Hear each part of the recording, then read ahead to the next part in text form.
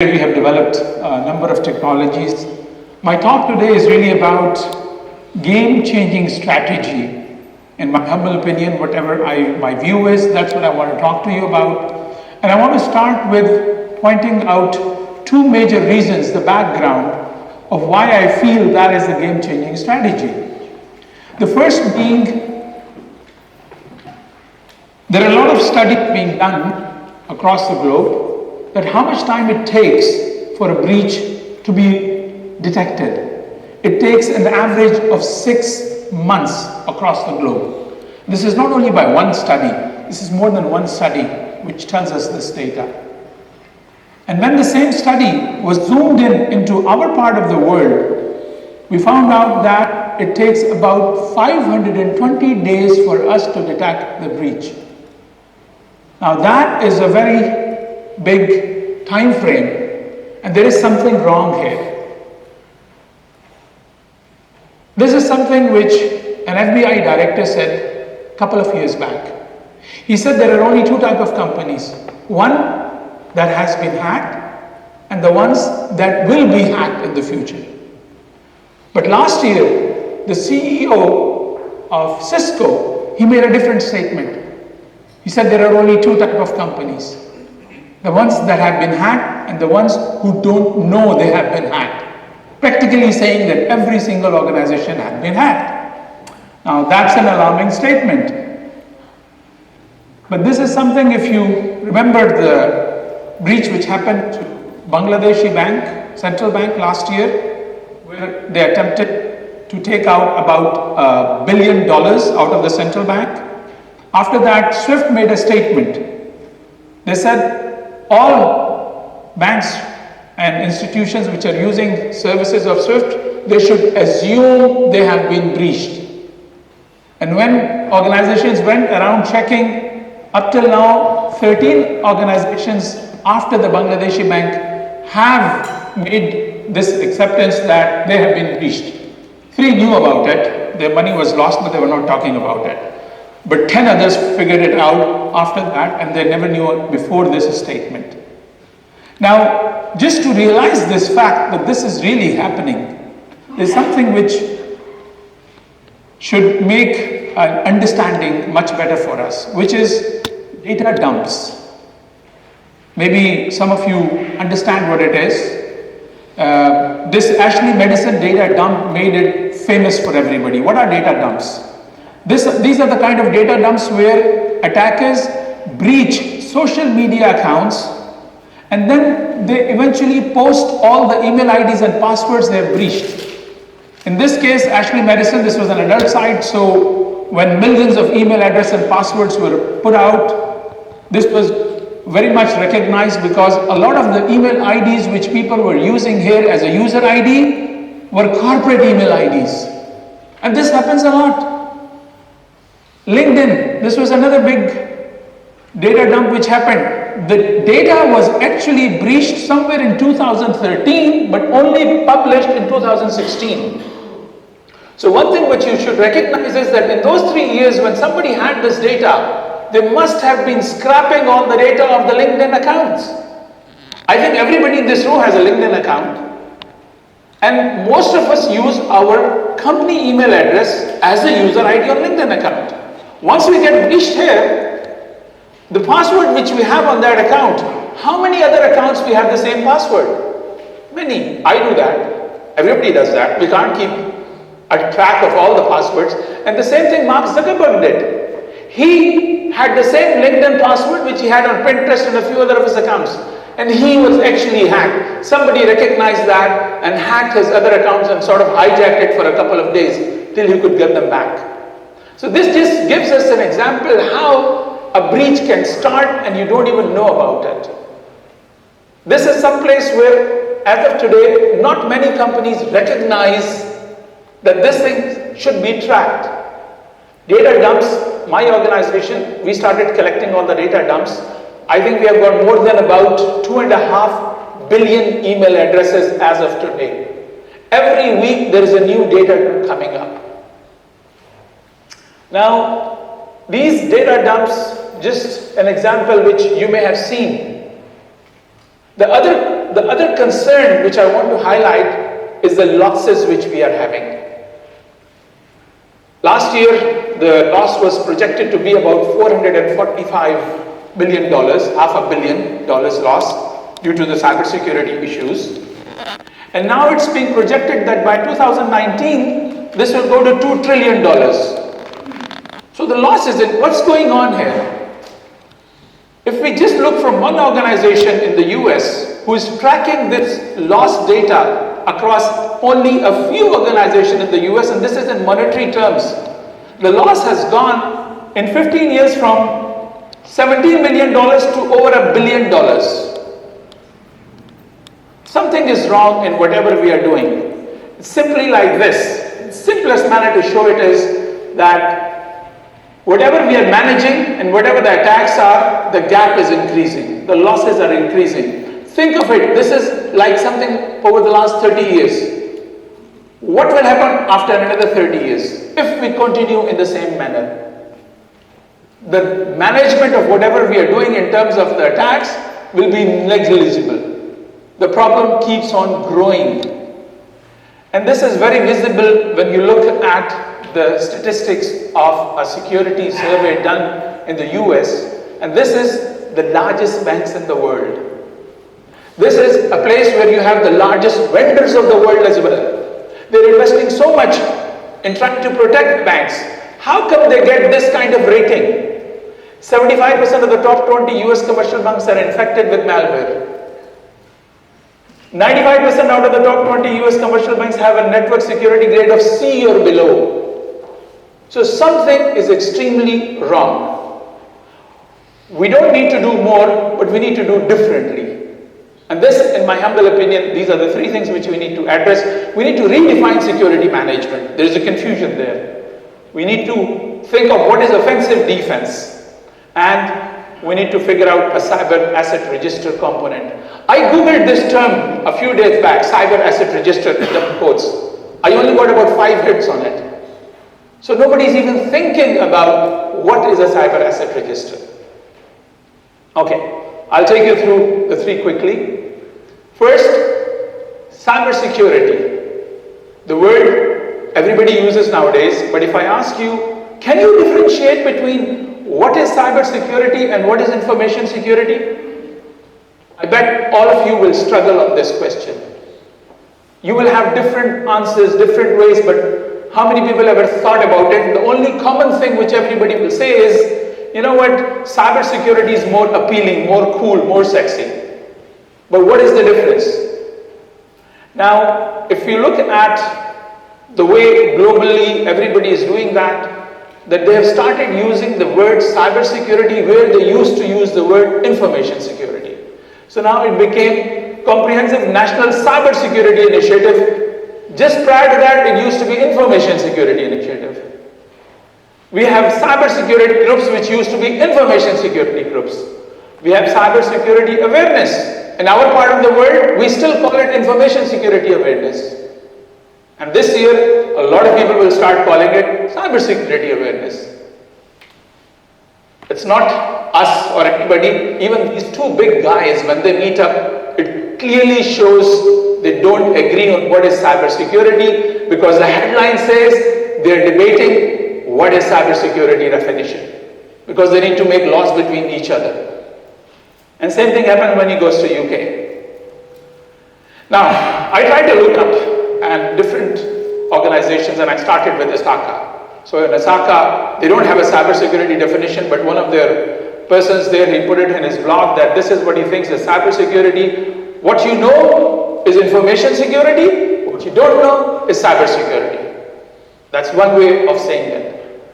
You go to ITG. ITG says cybersecurity defined as the protection of systems, network, and data in cyberspace. So what they're saying is whatever is inside the organization is not cybersecurity, whatever is outside is cybersecurity. This means if you have data, something outsourced, you're using data service, then that's where cybersecurity comes into play. You go to different vendors, every vendor has, oh, this is the university. The university says that information technology security is what is cybersecurity, which is really IT security. And they are the ones who are teaching everybody what is information or IT security or cyber security. Again, you keep on doing that and you'll find all the different definitions from all the different vendors. Every vendor tries to give it a meaning, what is their understanding of. Okay? Now, this is what I think cybersecurity is. I start by saying, you know what, let's look at the objective of everything. Let's start with IT security. What is the objective of IT? It's really service delivery. It's about end user. So this is more like your internal security, the end user security, which is like the Ministry of Interior, the police. The task of the police is that they need to ensure they give more secure space for citizens to go about, which is a different mission. Then you look at information security. The objective of information security is securing information assets, which is similar to, if you come to the physical world, the Ministry of Defense, where people may die, but they need to protect the assets of the country. Electricity grid, communications, energy, all of that needs to be managed, but people may die. So the missions of these two are entirely different. If you ask the same individual to do both the things, he'll always be confused. Then comes cybersecurity, which is an entirely different mission. It's not about the end user, it's not about information assets. It's really about identifying and neutralizing cyber attacks, which in our world, physical world, it is more like the intelligence agency. They operate outside the country. They go into the foreign land. They do co-op, operations, special ops, covert operations. And they take out all the infrastructure of the attacker, sometimes preemptively, even before the attack has taken any play. Now, this means that the enterprise security today should be looked upon with 4 pillars. One is physical security, then IT security, then information security and cyber security, each one having a different mission. We should not confuse the missions. We should respect each other's mission, but we should designate different people for each of the mission. I want to talk more about this part, the cyber security really, which I believe is the game changing if you really look at cyber security as the intelligence agency. I can make you see the same thing in a manner when you say this is really all about offensive defense. Currently what we do is more defensive. We need to change that. Let's say if today somebody has set up something. It's a simple one which everybody knows is a phishing attack. So if you see a phishing website, what is the normal response to that? Take down the website. Correct? But in an offensive defensive strategy, it will be different. Before you take down the website, you engage with the attackers. You identify all pieces of their infrastructure, up to the account from where they're transferring the money to. It could be a money mule account, it could be any other accounts anywhere in the world. And then you neutralize, take out every piece of the infrastructure. Thus you are making it sure that the attacker feels that you are a difficult target. Same thing can be applied across all type of attacks which you have. And a lot of time you do that offensive defense preemptively. Somebody registers a domain looking like your domain name. Will you wait till he attacks you and then take action on it? Or will you find something by which you can take action and get the domain suspended then and there? Before he has done anything, and you don't even know what is the final objective of the attack. Okay? That is what also in the US NSA has done last year. They merged their offensive and defensive team. So it seems we are on the right track when we say offensive defense. This can be easily understood by this one picture. It tells you about the attack kill chain. This was Lockheed Martin, they developed it. It's a very simple idea. It could be as many steps, but this is pretty much the simplest one, in which the attack starts with reconnaissance till they actually hit the information asset they were after. Now, have we ever thought of what we are doing in the reconnaissance stage to make it harder for the attacker? We actually have never. We are only focused on that part. Once they touch our firewall, once they touch us, after that we start responding. We should be doing that much before that. So if I map the same thing which I was defining earlier, IT security is really more toward at the end user, dilutes as you go to the firewall. Information security is starting from the firewall, dilutes as you go to the end user. Cyber security is all across. Cyber security goes into the attacker's territory. And the cyber security team will take all the actions out in the attacker's territory, which is your internet cyberspace anywhere. And inside it needs to assist the ID security and information security, but does not need to enter the organization. And that's what we are, by the way. CTM 360 does exactly this. We say we are the cyber security unit of the organization. Collaboration is a very important part of it. We cannot do cyber security without collaboration, because the attacks are evolving at a very high pace. We need to know what's going on anywhere, and accordingly we can share the attack indicators across all the members. Everybody wants to know what has happened anywhere else, but does not want to disclose what is happening in their environment. That shift has to happen again. We have developed something for that, where we are doing it in a manner that other organizations don't know who actually got what kind of an issue, but at least that knowledge is passed over. We start on this part of saying cyber assets. If you remember in the beginning, I was saying the third part was cyber asset register. Fortifying your cyber assets. What are your cyber assets? Have you ever tried to think about it? That you have got domains, you have got profiles, you have got DNS server, you have got so much of it outside on the internet where you don't have a place or a framework or a way to store all that data and to ensure that data is not vulnerable. That people cannot start by doing this kind of reconnaissance on your organization, and you're making it easy for them to know.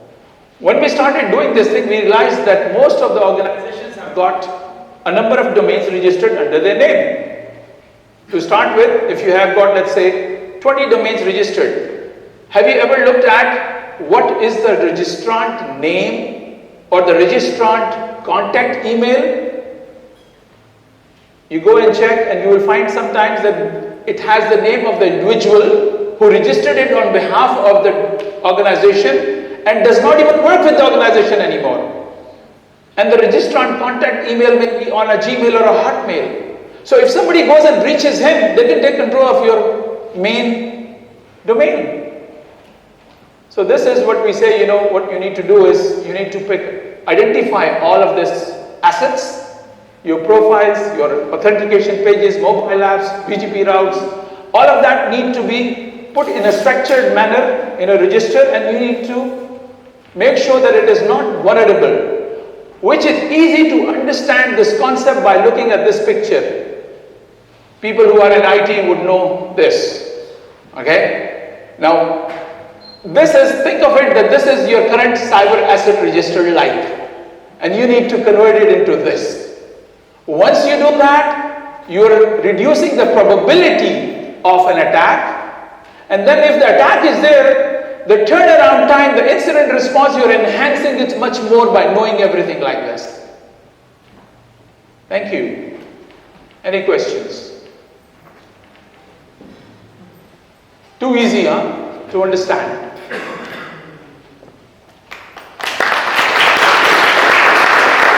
Thanks, Stephen. Thank you, Mirza, for that insightful presentation. Our next speaker is Meena Nagi, who leads the enterprise mobility and security business in Microsoft across Middle East and Africa, where he helps ensure the company's products and services comply with the security and privacy standards in a mobile-first and cloud-first world. And he's going to talk to us about cyber